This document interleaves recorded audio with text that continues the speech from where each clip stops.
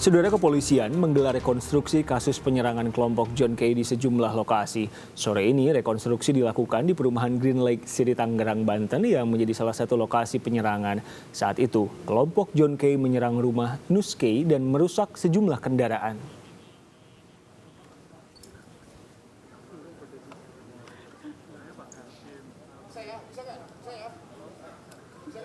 Polisi menggali sejumlah aksi yang dilakukan kelompok John Kay di Green Lake City.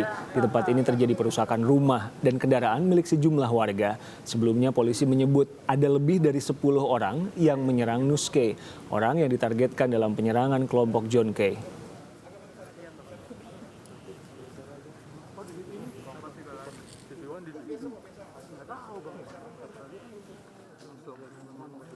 Ini rekonstruksi rencana ada 11 adegan di sini. Ya, 11 adegan tetapi dibagi atas sub-sub. Ya, yang pertama di kediaman, kedua pada saat melewati gerbang dan juga ada sedikit penembakan di situ. Kemungkinan nanti akan bertambah. Kita lihat situasi nanti. Ya, kemungkinan adegannya akan bertambah. Bagaimana nanti lihat penyidik dengan para tersangka dan saksi nanti. Pada kali ini kita lengkapi berita perkasaan acara pemeriksaan dengan DMP.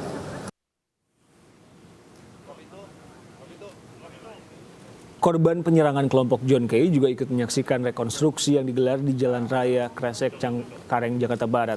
Salah satu korban, Frankie, selamat setelah berhasil melarikan diri, namun terluka berat di bagian lengan, jari, kepala, dan juga punggung akibat sabetan senjata tajam. Frankie mengaku mengenal para pelaku, tapi tidak mengetahui motif di balik penyerangan itu.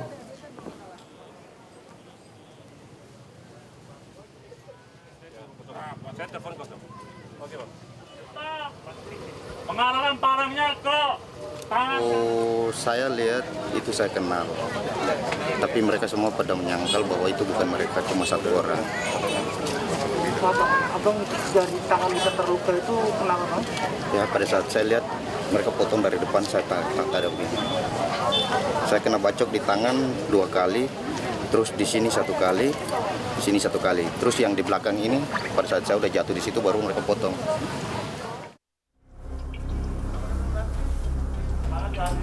Sebelum peristiwa penyerangan di Green Lake City, Tangerang, dan Duri Kosambi, Jakarta Barat, John Kay dan anak buahnya diduga merencanakan pembunuhan terhadap Nus Kay lewat pertemuan di sejumlah tempat. Dari rekonstruksi di Polda Metro Jaya, pertemuan dilakukan beberapa kali di Kelapa Gading, Bekasi, dan Cempaka Putih. Polisi tidak menghadirkan John Kay dalam rekonstruksi di Polda Metro Jaya. Lewat peran pengganti, diketahui proses perencanaan aksi penyerangan dimulai sejak 14 Juni hingga 20 Juni lalu. Gunanya apa? Untuk lebih meyakinkan lagi suatu berkas pemeriksaan yang ada. Hari ini ada 14 adegan di 3 lokasi yang sudah kita laksanakan.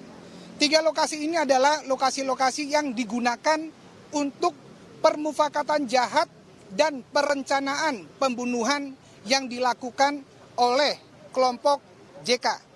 3 lokasi tersebut adalah yang pertama, di salah satu lokasi yang ada di Kelapa Gading.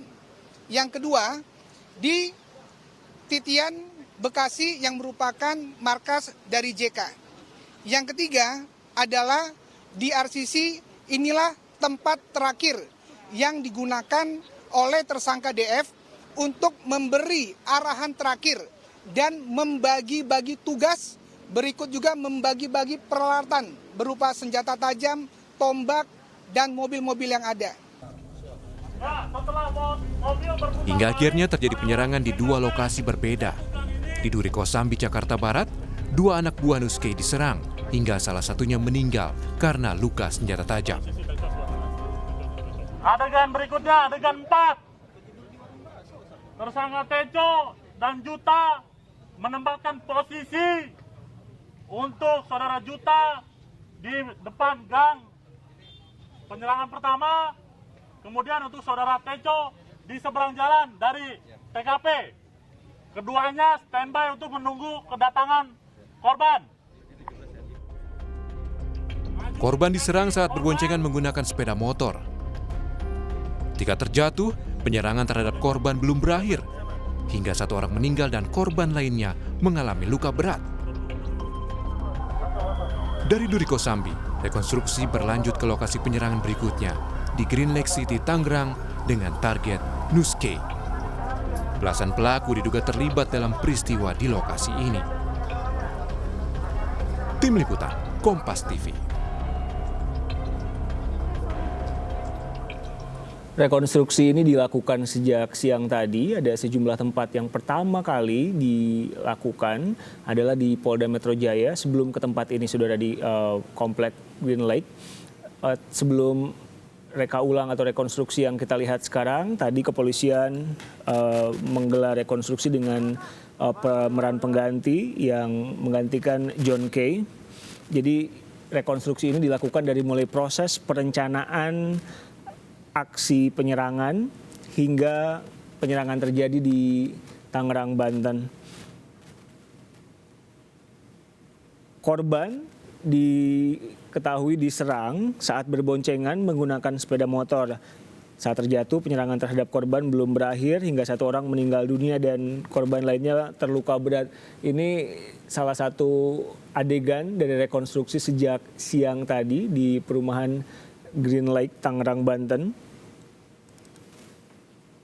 Kami masih berusaha menghubungi jurnalis Kompas TV yang saat ini berusaha mengajak Nus K, salah satu korban penyerangan, untuk wawancara dengan jurnalis Kompas TV, Cindy Permadi. Ini adalah gambar terbaru yang kami dapat dari Tangerang, Banten, di mana kepolisian menggelar rekonstruksi kasus penyerangan kelompok John K di sejumlah lokasi.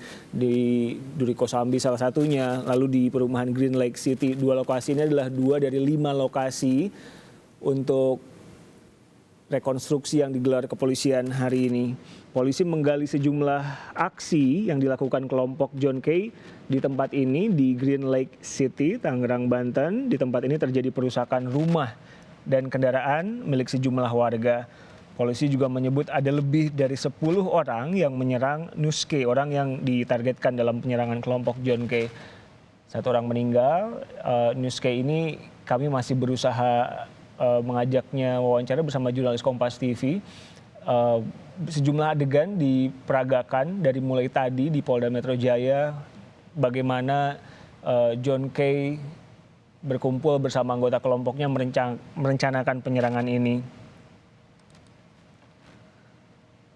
Korban penyerangan kelompok John K juga ikut menyaksikan rekonstruksi di Jalan Raya Kresek, Cengkareng. Di tempat lain rekonstruksi dilakukan di Jakarta Barat. Salah satu korban selamat setelah berhasil melarikan diri tapi terluka berat di bagian lengan, jari kepala dan juga punggung akibat sabetan senjata tajam. Salah satu korban juga mengaku mengenal para pelaku tapi tidak mengetahui motif di balik penyerangan. Polisi dalam jumpa pers yang kemarin menyebut penyerangan ini dipicu oleh perselisihan hasil jual tanah antara John K dan juga Nus K yang merupakan satu kerabat mereka. Kemudian penyerangan terjadi, warga juga sempat menyaksikan bagaimana penyerangan terjadi di perumahan. 2 korban diserang saat berboncengan motor. Sejak siang tadi, para pelaku mempraktekkan apa yang terjadi, dimulai di Mapolda Metro Jaya hingga akhirnya ke beberapa tempat di Duri Kosambi dan juga di Tangerang, Banten. Saya sudah tersambung dengan Cindy Permadi. Belum? Baik, ada sejumlah hal yang digambarkan dalam rekonstruksi sebelum peristiwa penyerangan di Green Lake City, Tangerang dan Duri Kosambi, Jakarta Barat. John K dan anak buahnya diduga merencanakan pembunuhan terhadap Nus K lewat pertemuan di sejumlah tempat. Dari rekonstruksi di Polda Metro Jaya, pertemuan dilakukan beberapa kali di Kelapa Gading, di Bekasi, dan juga di Cempaka Putih. Polisi tadi dalam rekonstruksi sampai saat ini tidak menghadirkan John K dalam rekonstruksi di Polda Metro Jaya. Lewat peran pengganti diketahui proses perencanaan aksi penyerangan dimulai sejak 14 Juni sampai tanggal 20 Juni 2020. Hingga akhirnya terjadi penyerangan di 2 lokasi berbeda. Di Duri Kosambi, Jakarta Barat, juga rekonstruksi digelar, dan di Tangerang, Banten. Penyerangan menewaskan 2 orang akibat diserang senjata tajam dan korban diserang saat berboncengan menggunakan sepeda motor. Saya sudah tersambung dengan jurnalis Kompas TV, Cindy Permadi. Cindy, apa yang tergambar dalam rekonstruksi sore hari ini? Terbalik, Bang. Ya, Riko, tadi ada 43 adegan itu totalnya. Itu total dari 5 beberapa lokasi yang untuk lokasi-lokasi perencanaan seperti misalnya di Kelapa Gading, di RCC, kemudian juga di Titian. Itu ketiganya dilakukan di Polda Metro Jaya, kemudian juga dilakukan di Duri Kosambi, Jakarta Barat, dan yang terakhir adalah di sini, di Komplek Green Lake City, Tangerang, Banten. Kalau yang di sini tadi ada 11 adegan yang diperagakan, dimulai dari ketika 3 mobil masuk, kemudian juga melakukan pengerusakan. Dan bersama saya sudah ada Pak Nuskei. Selamat sore, Pak. Selamat sore. Pak, mungkin boleh cerita ketika kejadian pengerusakan yang dilakukan di rumah di sini pada beberapa hari lalu, posisi Pak Nuskei ada di mana? Saya sebetulnya dari pagi itu di rumah. Jadi ketika habis nge-game pagi, jam 11-an itu, setengah 12 kurang itu kan kejadian di situ, Kosambi.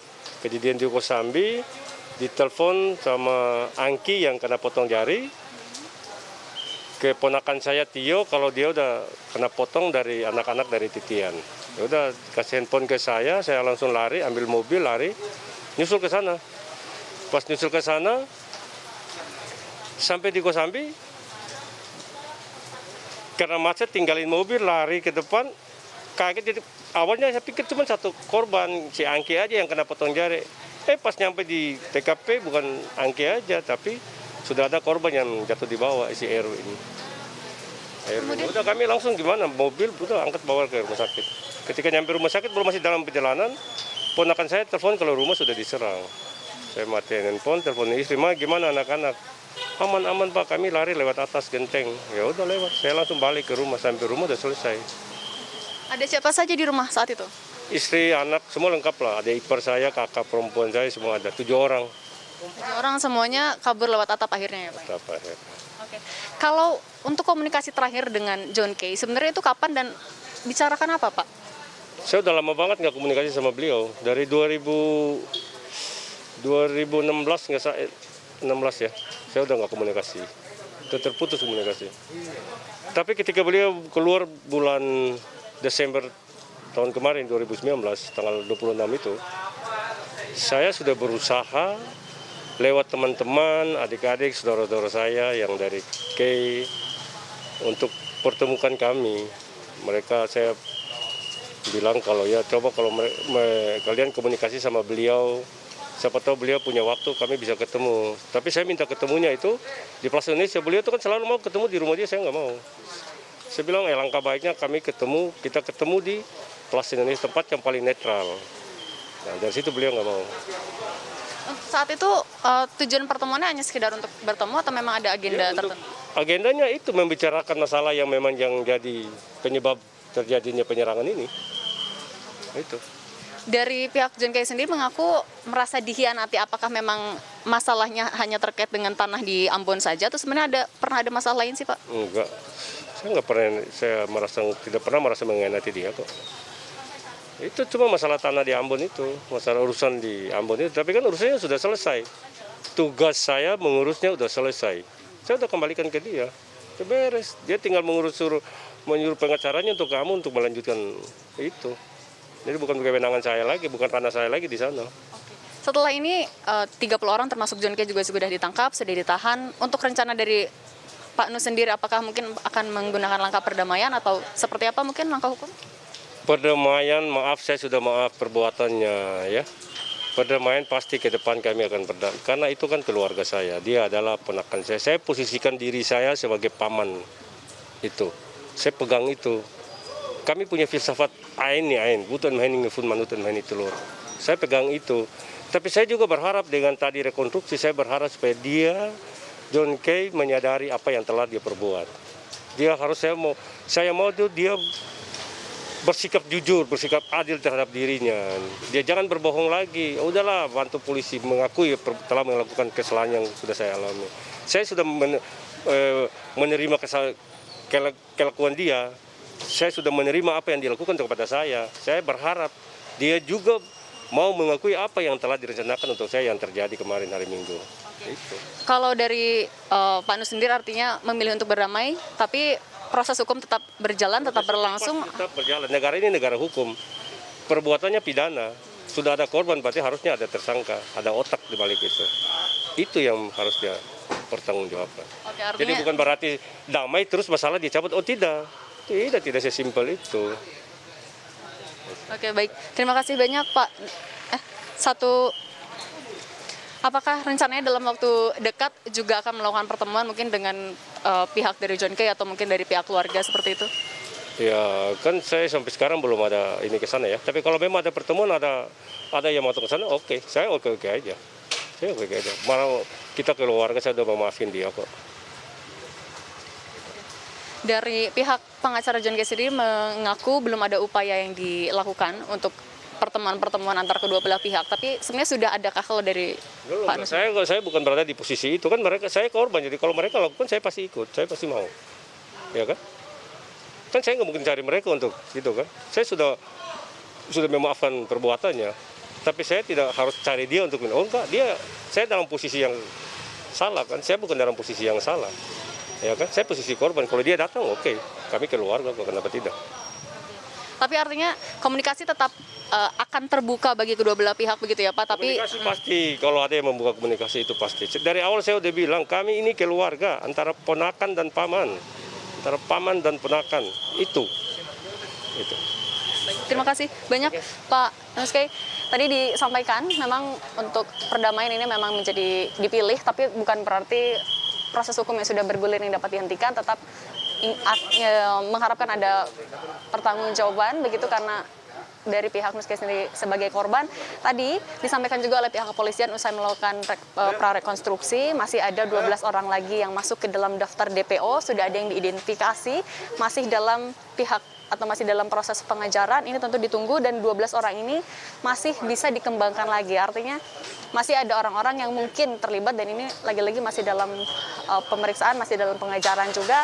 Prarekonstruksi ini dilakukan pada hari ini untuk melengkapi BAP, kemudian juga membandingkan fakta-fakta yang ditemukan dari hasil pemeriksaan, sekaligus juga untuk mengambil atau membuat kronologi secara utuhnya dilihat dari beberapa TKP yang hari ini kemudian dilakukan prarekonstruksi. Riko. Jurnalis Kompas TV Cindy Permadi bercerita seputar rekonstruksi kasus penyerangan kelompok John Kay.